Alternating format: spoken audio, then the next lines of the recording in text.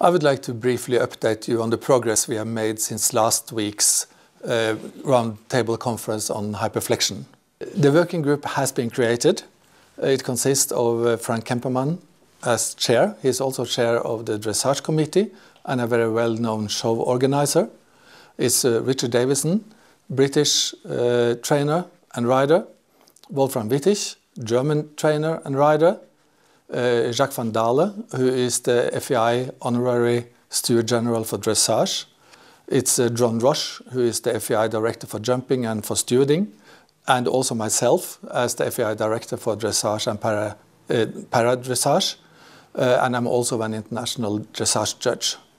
The working group will expand on the existing guidelines for the stewards to implement the policy which was decided and agreed upon by the conference last week. That's the main interest, the main job, the task of the group. The guidelines for the stewards will involve the whole range of sanctions available, from verbal warnings, yellow cards, and even more strict sanctions if the rules are transgressed. Stewards will also be trained to look for signs of distress in the horses. It could be extensive sweating, it could be fatigue, it could even be too many repetitions of the same movement. The working group is also asked to put forward proposals for the education of the stewards to ensure that the FEI rules are adhered to at any time, and that the welfare of the horses are maintained at all times. The timeline for this working group is they have an aim to finish the guidelines at the end of March, so in 1.5 months' time. I would like to state very categorically that all training methods and aids must be used appropriately and never in a manner that constitutes a welfare issue.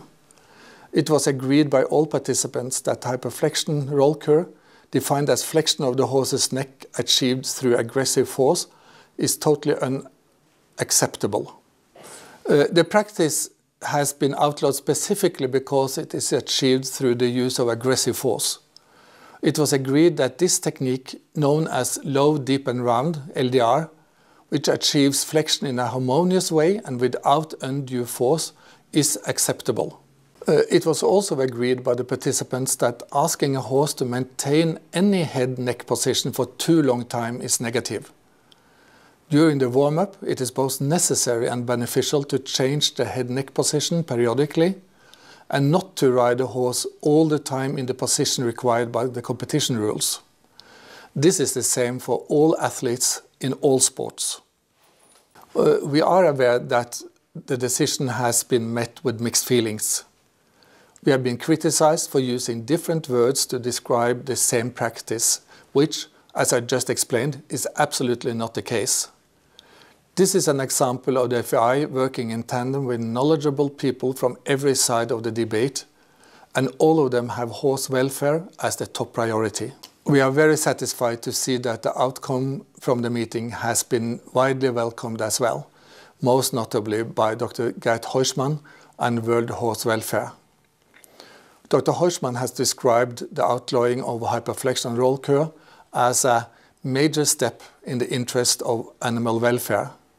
And the Chief Executive of World Horse Welfare, Rolly Owers, has said that it is very encouraging that the meeting looked beyond roll cur and considered the broader issues of all unacceptable riding. As a conclusion, I would say that although the meeting agreed that the main responsibility for the welfare of the horse rests with the rider, this absolutely does not suggest that the FEI is abandoning its responsibility on the issue of horse welfare.